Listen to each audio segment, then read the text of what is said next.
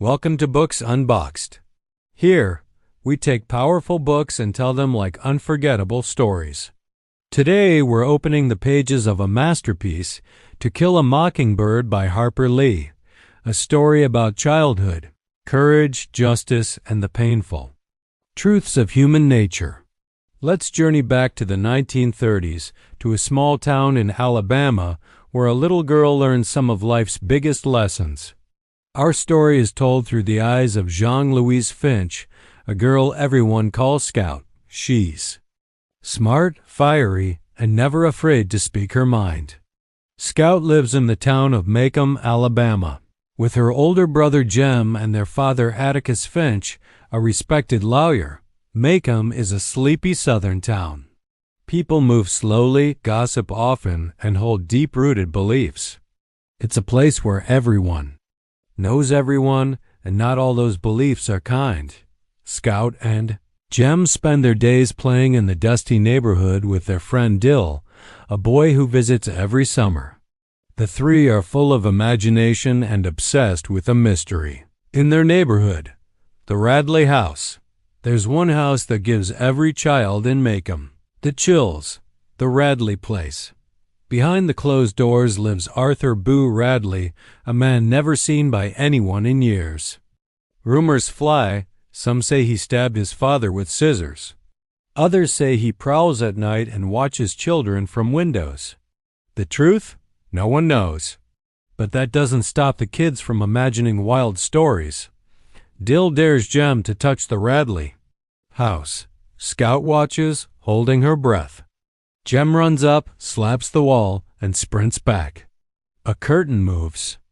A shadow flickers, but Boo doesn't come out. Instead, small gifts appear in the knot of a tree. Chewing gum, carved soap figures, a broken watch.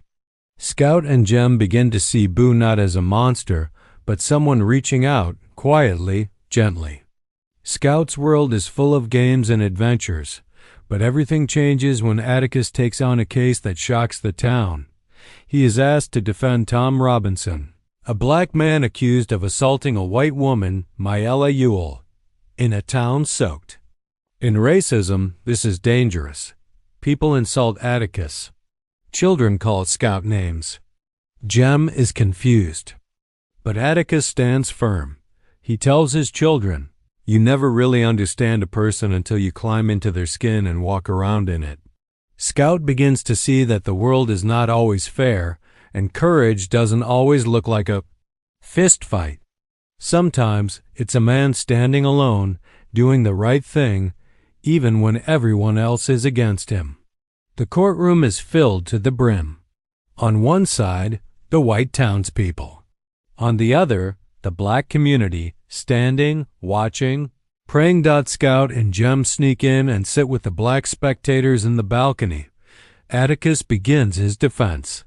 His words are clear, powerful, and full of truth. He shows that Tom couldn't have committed the crime. Myella's bruises suggest a left-handed attacker. Tom's left hand is crippled, useless since childhood. The evidence points to one man, Bob Ewell, Myella's abusive father. Atticus pleads with the jury to look past color, to see the truth. "This case is as simple as black and white," he says, "but for the jury to deliver justice, they must rise above prejudice." The room is silent. Hope stirs. The truth has been spoken, but the verdict comes. Guilty. Scout and Jem are crushed. For the first time, they see the world is not always just, even when truth stands bare in front of it. Tom Robinson tries to escape prison.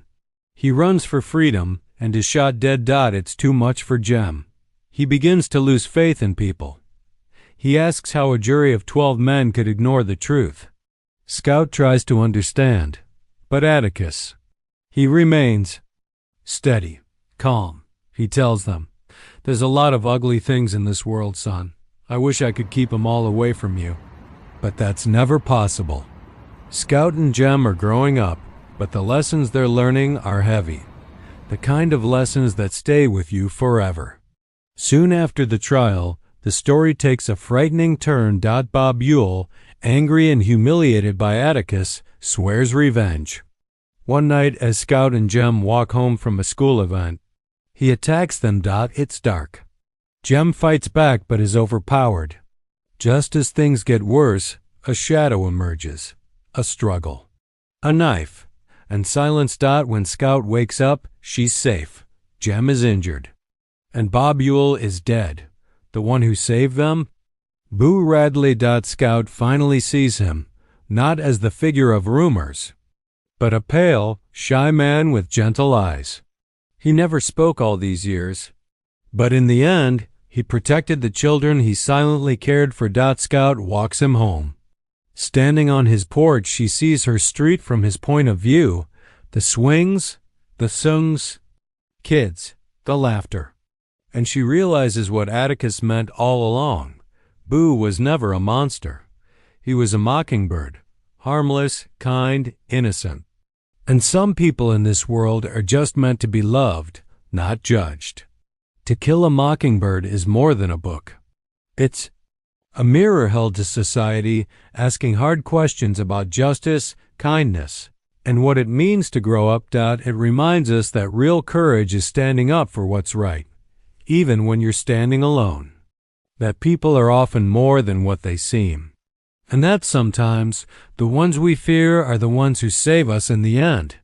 ****, if you felt this story in your heart, please like, share, and subscribe to Books Unboxed.